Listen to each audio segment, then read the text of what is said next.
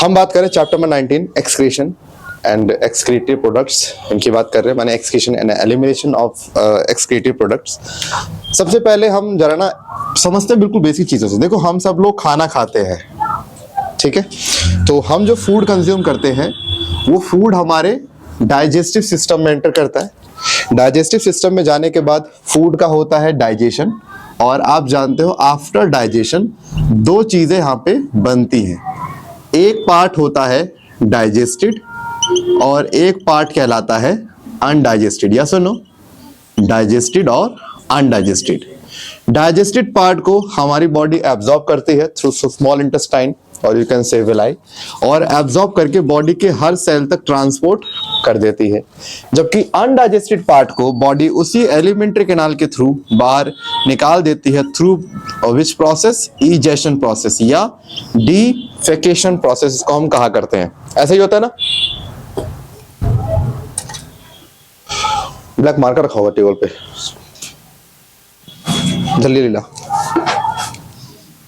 ना ना ना ना ना ना ना। तो मैंने कहा ना कि हम जो फूड कंज्यूम कर रहे हैं उसमें दो पार्ट बनते हैं, एक डाइजेस्टेड और एक अनडाइजेस्टेड। मैं आपको एक चीज बताता हूं, जैसे मान के चलिए ये हमारा डाइजेस्टिव सिस्टम हो गया, ठीक है? आप जानते हो कि जो पार्ट डाइजेस्ट हो गया है उसको हमारे उसको हमारे डाइजेस्टिव सिस्टम से बाहर निकालना होता है, यस और नो?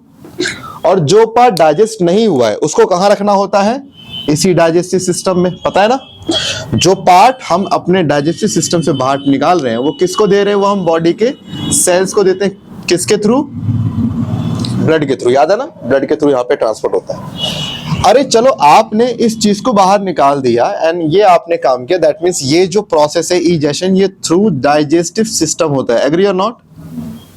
अब मेरा सवाल ये है, जो पार्ट आपने डाइजेस्ट कर लिया उसका फिर क्या करती है बॉडी?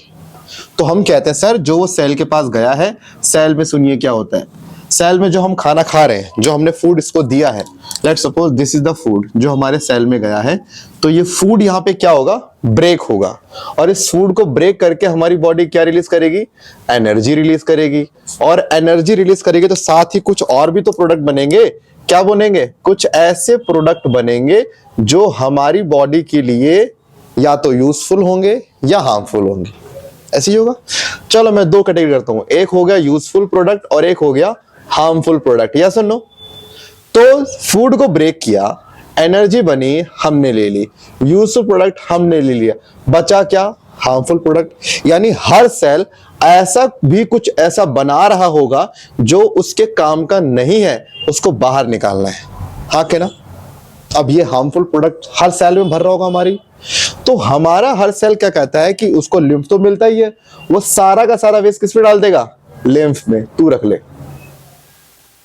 लिम्फ के बाद सारी गंदगी कहां पहुंच रही है? आपके वेन के अंदर पहुंच रही है। हाँ के ना? यानी वेन मतलब ब्लड में।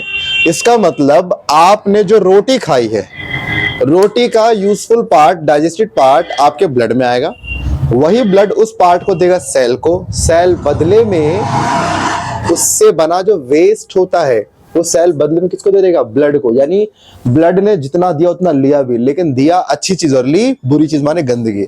अब ऐसे ब्लड में इंप्योरिटीज बढ़ती जाएंगी तो ये हमारे लिए हानिकारक है। एक्सेसिव इंप्योरिटी हमारे लिए हमेशा हानिकारक रहती है।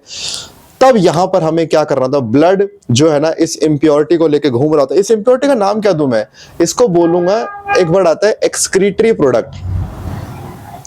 क्वेश्चन आएगा एक्सक्रीटरी प्रोडक्ट इस प्रोडक्ट से कैसे अलग है? हम बोलेंगे मेटाबॉलिज्म के बाद का जो प्रोडक्ट है वो एक्सक्रीटरी है, मेटाबॉलिज्म से पहले का जो प्रोडक्ट है वो अनडाइजेस्टेड है। देखो उसमें कोई मेटाबॉलिज्म तो नहीं हुआ।